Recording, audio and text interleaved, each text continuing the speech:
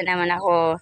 A day in my life as a content creator. Ito guys, papadidi na naman ako ng kambing ko guys. Yan. Didi na naman sa tanggol ko. Tingnan yung mga Marcy, ang lakas ng dumidi. Ubusin niya yan. Gutom eh. Hindi nakakadidi sa nanay niya. Walang gatas nanay niya. Sana nga mabuhay itong anak niya. Sayang din. Oh, nabulunan na.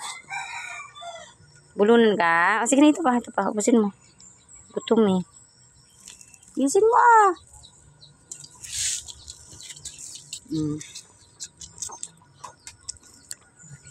Busog na.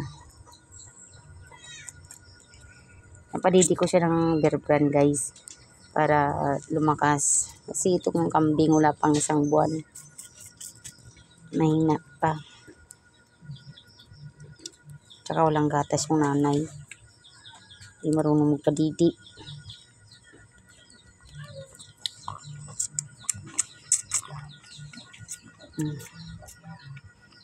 Didi niya guys. Ubusin yung isang buti. Gutom eh.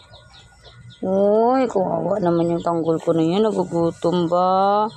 Ito pa. Mabusin mo. May konti pa. Mabusin mo. Ubus na. Very good ah. Nabulunan pa. Gutom yung tanggol. Ako na ang nanay mo. Wawa naman yun. Hindi na padidi ng nanay niya. Hindi ka pala padidi ng nanay tanggol. Bala talaga. Marites ano. Marites ha. Hindi ka marunong padidi anak mo ha. Pinalitan ko na ng Marites yung pangalan ng nanay niya kasi pangalan ng nanay niya Jennifer. Pinalitan ko na ng Marites kasi ang mama ni Tanggol si Marites. Tanggol pangalan ng kambing kong maliit. Di Marites ang nanay niya. Guys, tapos siya dumidi, busog na. Maliksi na makipagantil na. Hindi gantilan. Gantil na siya eh. Hindi paglaro na siya. Busog ka na Tanggol. Busog na Tanggol na yan. Very good ah. Busog na Yan lang guys, ang update sa aking video ngayon sa aking mga kambing. Update sa mga kambing ko. Bibidyoan ko sila araw-araw.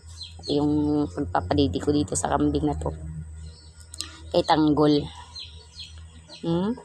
Ako na yata ang nanay ni Tanggol eh. Ako na hinahanap niya, nangihingi ng gatas. Ay Marites. Hindi ka na love ni Tanggol. Hindi mo siya pinapadidi. Kaya niya hinahanap. Tulog ka na dun. Mamaya ka naman labas pag hindi na umulan. Ay! Busog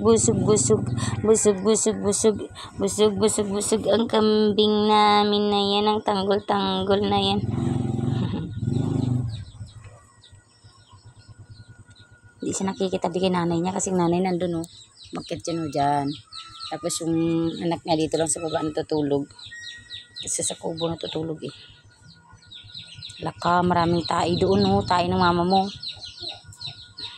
Ganyan siya guys Ganyan siya pag tapos na magdidi nagpapalambing sa akin. Igay-igay niya yung mukha niya sa palad ko. Angot-angot anak. Sige na, tama na yan. Sobrang lambing mo naman.